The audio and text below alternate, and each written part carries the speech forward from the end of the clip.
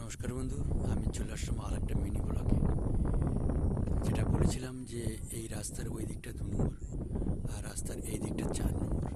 এই 4 নম্বর দেখুন, প্রচুর বীজতলা দেখাচ্ছে ঘন ঘন। ওই যে দূরে দূরে, ওই যে দূরে দেখুন, যে ছোটো ছোটো আল আল দেখা যাচ্ছে না, এই যে এই আমার আঙুলের মাথায়, এগুলো হচ্ছে বীজতলা। মানে এই ঘেরটা তো উঁচু, তাই এই ঘেরে পাওয়া যায়, বীজ তৈরি করেছে। জল ছেড়ে দিলেই মাঝখান দিয়ে সুইচ গেট আছে, সেই সুইচ গেটের মাঝখান দিয়ে জল চলছে, আমাদের দিকে এই 2 নম্বর গাড়ি চলে আসছে। সেই জন্য ওনাদের কোনো অসুবিধা নেই। ওই দেখুন দূরে সব ছোটো ছোটো বীজতলা, কি সুন্দর বীজ তৈরি হয়েছে দেখেছেন সামনে, ওই দেখুন সামনে।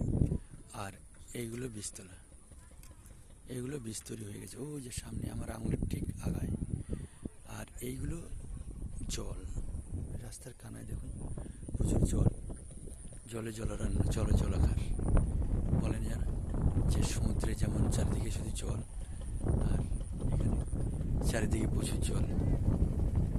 দেখুন রাস্তায় ভ্যান চলছে, দেখুন এই যে এটা মেন রাস্তা, মেন রাস্তায় ভ্যান চলছে।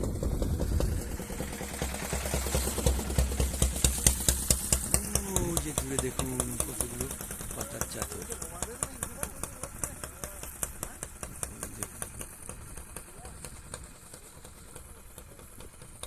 আর এইগুলো আমাদের জলাশয়, এইগুলো ট্রাক্টর দিয়ে চাষ করে দিয়েছে।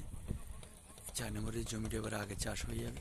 আমাদের আর জমি আছে 4 নম্বর ঘড়িতে, কিন্তু একটু দূরে, সাইকেলে 10-15 মিনিট লাগে যেতে।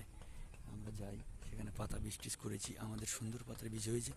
কেননা আমাদের ওখানে জল সরানোর নিকাশের ব্যবস্থাটা ভালো আছে। 2 নম্বরে 4 নম্বরে সব জায়গায় আমাদের জমি আছে। এখন দেখুন এই সুন্দর দৃশ্য, এই সুন্দর দৃশ্যে এখন ওই যে দূরে ওইটা একটা ভিআইপি রাস্তা, সুন্দর মনোরম দৃশ্য, যে দৃশ্য সত্যি আমাদের মন কেড়ে নেবে। কিন্তু চাষিদের ক্ষতি হয়ে গেছে, চাষিরা প্রচুর হারে ক্ষতি হয়ে গেছে। দেখুন রাস্তাটা এপারে আছে 4 নম্বর হরিশপুর, আর এই রাস্তার এই পারটা দেখবেন 2 নম্বর হরিশপুর। আমার বাড়ি 2 নম্বর হরিশপুর, কিন্তু আমার দোকানটা 4 নম্বর হরিশপুরে। আর সুন্দরভাবে প্রকৃতির যে দৃশ্য, সেগুলো আপনাদের তুলে ধরার চেষ্টা করছি। দেখুন কত সুন্দর প্রকৃতির যা মনোরম দৃশ্য, সেগুলো দেখলে। আর এই বাড়িটা দেখুন কি সুন্দর সবজি হয়েছে, কিন্তু বৃষ্টিতে মারা যাওয়ার চান্স বেশি। 4 নম্বরের জল একটু কম থাকে কেন, 4 নম্বরের জলাশয়গুলো একটু উঁচু, জল ছেড়ে দিলে আমাদের 2 নম্বরের জলগুলো চলে আসে।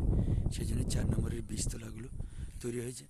আমাদের বীজতলাগুলো একটু খুব কষ্টকর, পচে গেছে, অনেক নষ্ট হয়ে গেছে। দেখুন বন্ধু এই মনোরম দৃশ্য, কি সুন্দর দেখার মতো।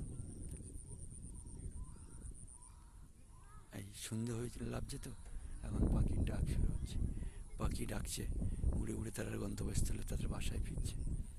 দেখুন আমি মেন রোডে দাঁড়িয়ে একবার 4 নম্বরের একটা ভিডিও করেছি, আর একটা 2 নম্বরের ভিডিও, দুটো ভিডিও মিলিয়ে আমার মনোরম দৃশ্য আমি সবাইকে দেখালাম। আমার গ্রামের চাষিদের দুর্দশার যে কথা, সেটা আমি আপনাদের কাছে তুলে ধরলাম। এবার আপনারা বিচার করুন যে আমরা গ্রামে কীভাবে বাস করি,